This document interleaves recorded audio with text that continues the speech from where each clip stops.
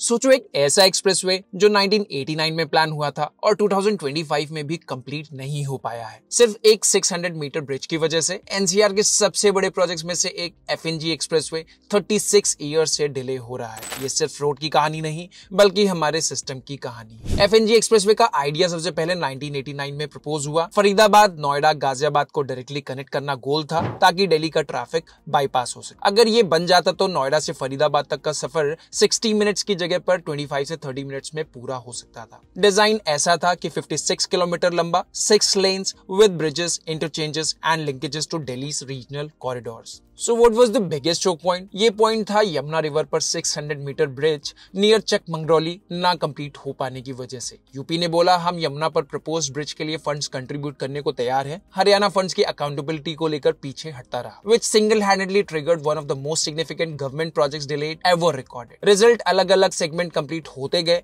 But एक missing link से पूरा कॉरिडोर एक ब्रोकन रोड में कन्वर्ट हो गया। फ्रेश ट्विस्ट आया 2023 से 2025 के बीच जब यूनियन मिनिस्टर वीके सिंह ने एनएचएआई को बोला एफएनजी को अपने अंडर ले ले। एनएचएआई ने एक फ्रेश स्टडी लॉन्च की जिसमें प्लान किया कि एफएनजी को ट्रॉनिका सिटी से भी कनेक्ट किया जाएगा। ट्रॉनिका सिटी क्या है? ये गाजियाबाद का ईस्टर्न साइड में एक इंडस्ट्रियल प्लस रेजिडेंशियल टाउनशिप है जो अभी तक दिल्ली एंड एनसीआर के मेन एक्सप्रेसवे से कट ऑफ रहा है। अगर एफएनजी उसे कनेक्ट हो जाता है तो गाजियाबाद की पूरी इंडस्ट्रियल बेल्ट को एक नया लाइफलाइन मिल सकता है। मतलब अब एफएनजी सिर्फ फरीदाबाद, नोएडा, गाजियाबाद का कॉरिडोर नहीं बल्कि एनसीआर का इंडस्ट्रियल इकोसिस्टम को कनेक्ट करने वाला रिंग रोड बन जाएगा।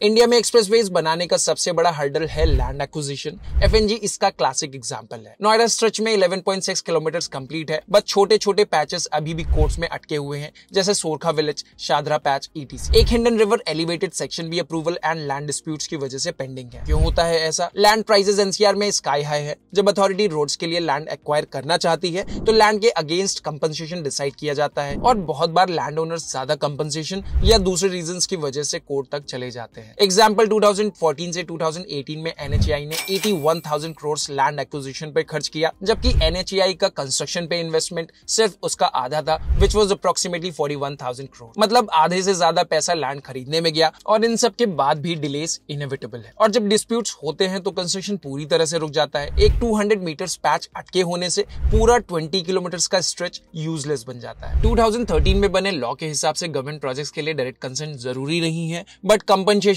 प्लस रिहेबिलिटेशन मैंडेटरी है। पीपीपी मॉडल में बन रहे प्रोजेक्ट्स में 70% कंसेंट चाहिए, प्राइवेट प्रोजेक्ट्स में 80% कंसेंट चाहिए होता है। लेकिन एनसीआर जैसी जगह में जहां लैंड की वैल्यू हर साल ऊपर जा रही है, लैंड ओनर्स को लगता है कि उन्हें कम पैसे ऑफर किए गए हैं और फिर डिस्प्यूट वहीं से शुरू हो जाता है। अब बात करते हैं प्रोजेक्ट की करंट स्टेटस की। तो फरीदाबाद साइड से 45% काम ऑलरेडी कंप्लीट हो चुका है। नोएडा साइड में 11.6 किलोमीटर ऑपरेशनल है since 2014 but incomplete due to gaps. Ghaziabad side में पार्शियल यूज हो भी रहा है लेकिन बिगेस्ट ब्रेक थ्रू अब आया है 2025 में जब यूपी एंड हरियाणा अब फाइनली एग्री हो चुके हैं कि ब्रिज कॉस्ट को 50-50% शेयर करेंगे। एस्टिमेटेड कॉस्ट इस ब्रिज के लिए 460 करोड़ आकी गई है जिसके बाद अब ये प्रोजेक्ट 2027 तक कंप्लीट हो जाना चाहिए जो अगर टाइम पर पूरा हो जाता तो शायद 1/10 कॉस्ट में कंप्लीट हो गया होता। So how delay affects real estate and cities. FNG के नाम पर नोएडा के सेक्टर 143, 168, 150 और फरीदाबाद के न्यू सेक्टर 77,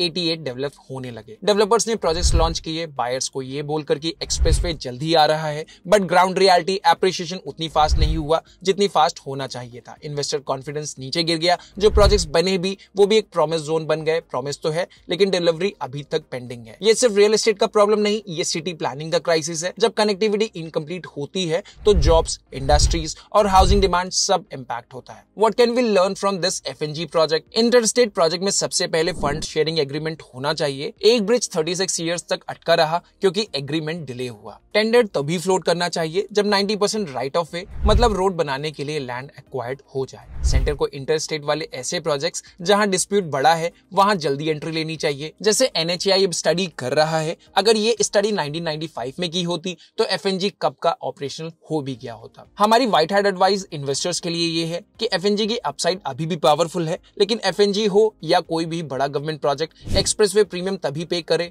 जब bridge and missing link standard हो और लैंड क्लियर हो जाए। हो सकता है तब तक लैंड पहले के कंपैरिजन में काफी एक्सपेंसिव हो जाए, लेकिन फंड्स के स्टक होने के चांसेस भी काफी मिनिमाइज हो जाते हैं। अगर हम एफएनजी के प्रैक्टिकल हॉटस्पॉट्स की बात करें तो ब्रिज लैंडिंग जोन्स जैसे सेक्टर 168 नोएडा फरीदाबाद अप्रोच करती हुई रोड में ब्रिज के बाद के स्पेसेस ऑलरेडी इन डिमांड है, और मेजर इंटरचेंजेस जैसे सेक्टर 143 नोएडा भी अच्छे हॉटस्पॉट्स में कंसीडर किए जा सकते हैं। एनसीआर के लिए एफएनजी एक स्पाइन है। अगर 1989 का प्लान 2027 में डिलीवर होता है तो इसका मतलब है हमारी एग्जीक्यूशन कल्चर में फंडामेंटल फ्लॉज है। हर इंटरस्टेट प्रोजेक्ट्स के लिए डेवलप्ड कंट्रीज की तरह मॉडल एग्जीक्यूट होना चाहिए, जहां सिंगल एसपीवी, बाइंडिंग एमओयू और एस्ट्रो फंड मैंडेटरी करना होगा। सो एक एक्सप्रेसवे सिर्फ कंक्रीट की सड़क नहीं होता, ये एक सिटी का ग्रोथ इंजन होता है। अगर एफएनजी 36 इयर्स डिले हो सकता है तो इसका मतलब है हमें गवर्नमेंट्स के तरीके को ही रिडिजाइन करना होगा, वरना अगला एफएनजी 2050 में भी इनकम्प्लीट होगा।